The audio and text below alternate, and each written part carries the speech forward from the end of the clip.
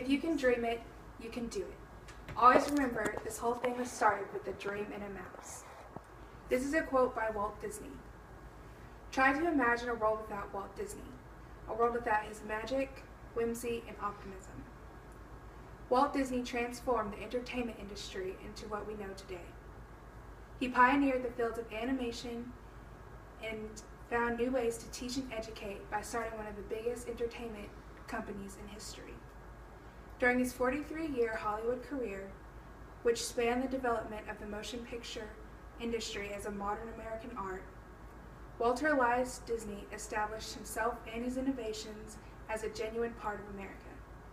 Today I will tell you about the life of Walt Disney, including his childhood, his teenage years, and his time as an adult during his climb to fame. First, we will talk about where it all began, his childhood. Walt Disney spent most of his childhood in Marceline, Missouri. He showed an early interest in drawing and art. According to Just Disney, he started selling sketches and drawings at the age of 7 to his neighbors. He would get scolded often in class for drawing instead of working. He would doodle animals and nature. He got a summer job for the Santa Fe Railroad, which was right by his house. He would go and he would hold his ear against the tracks to listen for approaching trains. His job on the tracks was to sell newspapers, popcorn, and soda. Even though it was a very simple job, it inspired him to make a miniature train set. Now, I will talk about Walt Disney's teenage years.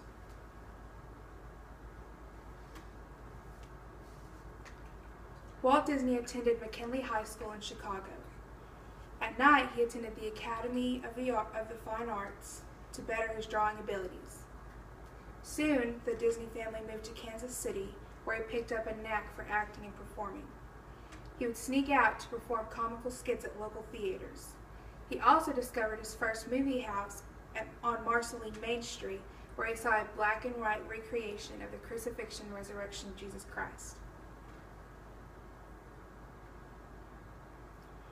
During Disney's teen years is when he got an appreciation for nature, family, and community.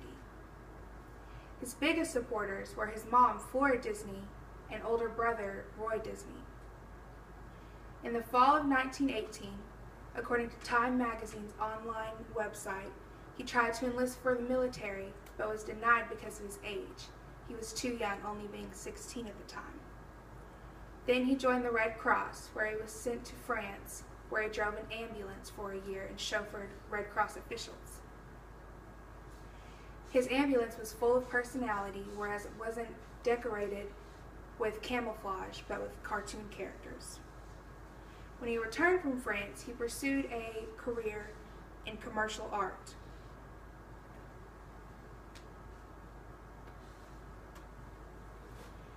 Lastly, I want to talk about Walt Disney's adult life and climb to fame. After he experimented in commercial arts, he started making the Alice comedies. While making the Alice comedies, he ran out of money, and his company, Laugh-O-Grams, went bankrupt. That's when Walt packed up and moved to Hollywood.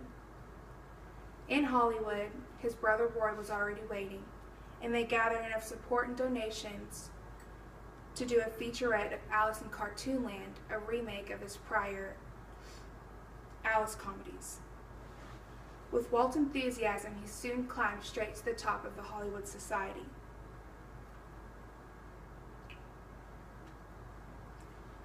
According to a story on the website for the Walt Disney Family Museum, instead of going out with the other Hollywood socialites, Walt would stay in with his family, his wife Lillian Bounds and daughters Diane and Sharon. Walt's talents were first used in Plane Crazy, and in 1928 he created his first cartoon character, Mickey Mouse. Mickey Mouse debuted in Steamboat Willie, the first sound cartoon, at Colony Theater, New York on November 18th of 1928.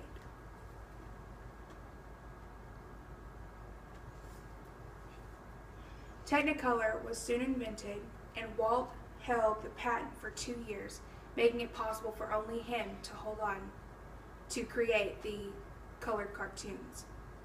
In 1932, his production of Flowers and Trees got his studio his first Academy Award. In 1937, The Old Mill was produced, and it was the first short subject to utilize the multiplane camera technique.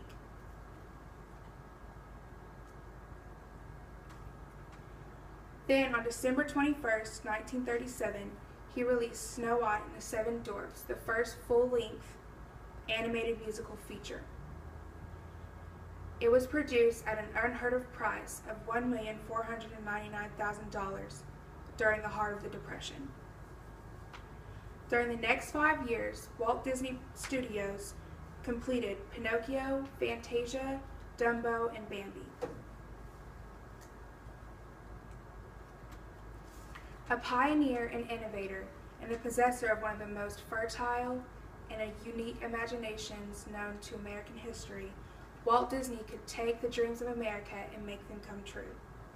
He was a creative, imaginative, and aesthetic person. Even 30 years after his death, we still continue to grasp his ideas and his creations, remembering him for everything he's done for us. I hope that after talking about Walt Disney's childhood, teenage years, and adult life during his climb to fame, you now have an understanding of the kind of person that he was and the amazing things that he accomplished during his lifetime.